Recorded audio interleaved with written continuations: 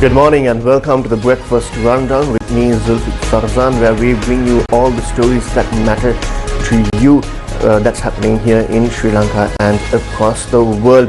Now, one of the key words this year that has entered everyone's vocabulary is reciprocal tariffs. Now, a decisive round of discussions aimed at easing the 30% tariff imposed by the United States on Sri Lankan exports is scheduled to take place this week.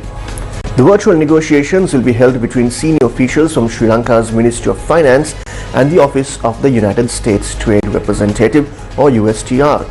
The talks are expected to focus on reducing the current tariff rate and strengthening bilateral trade and investment ties. Sri Lankan officials have expressed optimism that tangible progress will be made before August 1st. Now, last Friday, President Anura Kumara Dissanayake held a separate online meeting with U.S. Trade Representative Ambassador Jameson Greer. The President's Media Division confirmed that Dr. Harshana Suryaperuma, the Secretary to the Ministry of Finance, also participated in the high-level dialogue. The discussions are part of an initiative to enhance economic cooperation between the two countries with a particular focus on trade and investment. On a related note, the United States and the European Union have reached a trade deal framework ending a months-long standoff between two of the world's biggest economic partners. After a make-or-break negotiations between President Donald Trump and European Commission President Ursula von der Leyen in Scotland, the pair agreed a US tariff on all EU goods of 15%. Now, that is half the 30% import tax rate Trump had threatened to implement starting on Friday. He said the 27-member bloc would open its markets to US exporters with 0% tariffs on certain products. Von der Leyen also hailed the deal, saying it would bring stability for both allies, who together account for almost a third of global trade. Now, Trump has wielded tariffs against major US trade partners in a bid to reorder the global economy and trim the American trade deficit.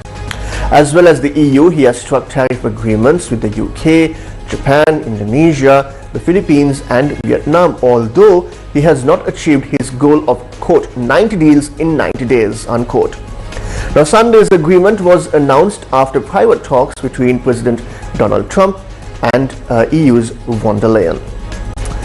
Now, Sri Lankan President Anura Kumara Dissanayake is scheduled to depart for the Maldives this morning on an official visit following an invitation extended by Maldivian President Mohamed Muizzu. The visit marks a milestone in Sri Lanka-Maldives diplomatic relations, coinciding with the 60th anniversary of formal ties between the two nations. During the visit, the two leaders are expected to engage in bilateral discussions aimed at enhancing cooperation across multiple sectors. Several memoranda of understanding, or MOUs, are also set to be signed, focusing on mutual collaboration and regional development.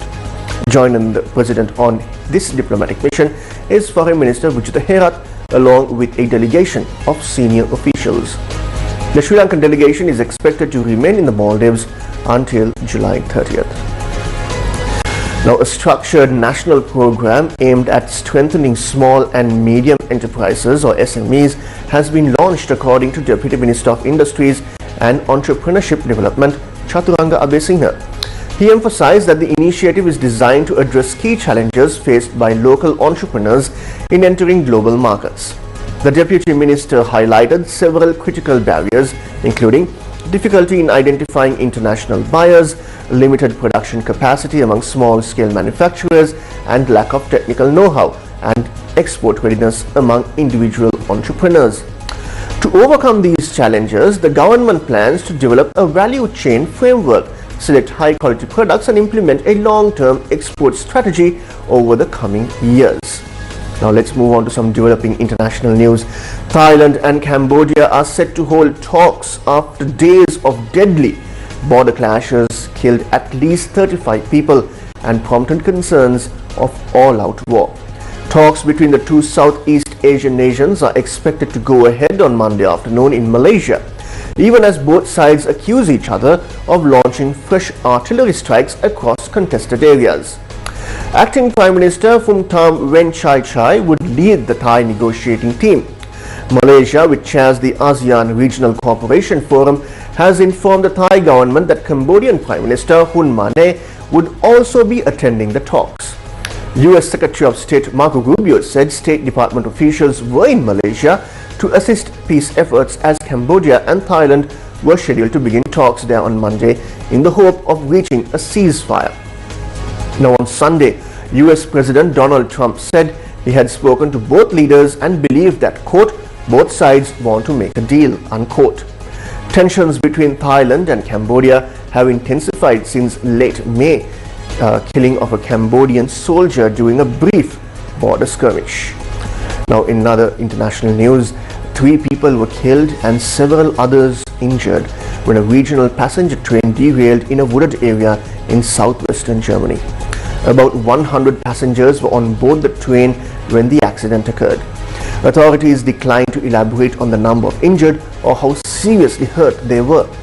The German rail operator Deutsche Bahn confirmed several deaths and numerous injured. 2 train carriages had derailed for reasons yet unknown.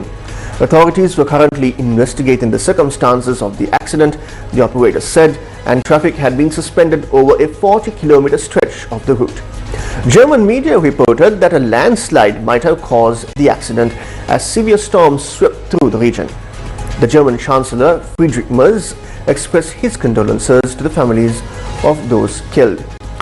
Now let's move on to the world of sports. The 4th test of the Anderson Tendulkar Trophy between India and host nation England concluded in a draw.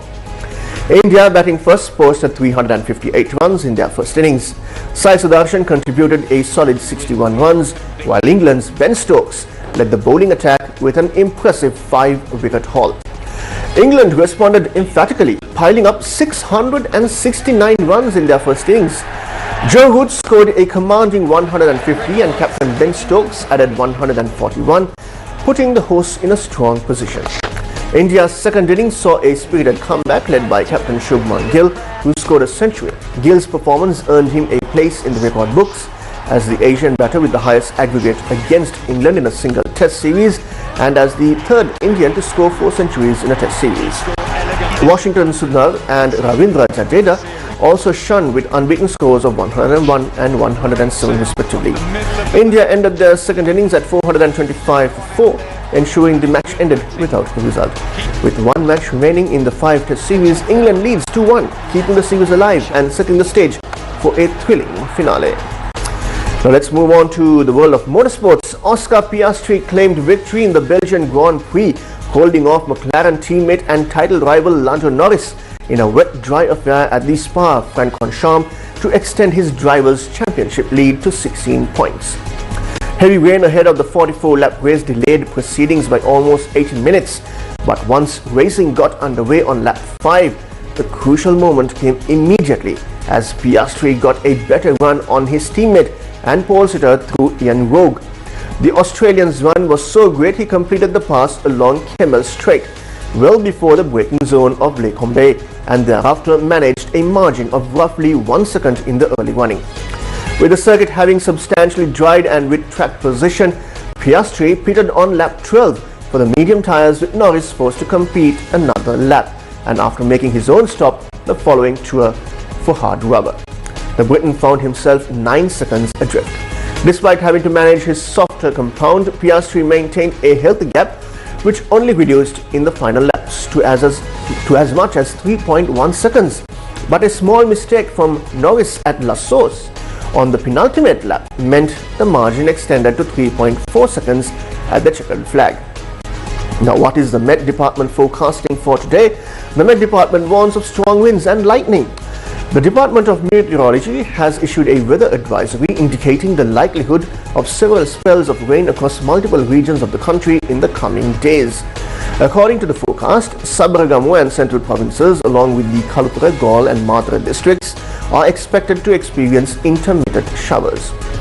The Western province including Colombo and Gampaha may also receive light rainfall during the day.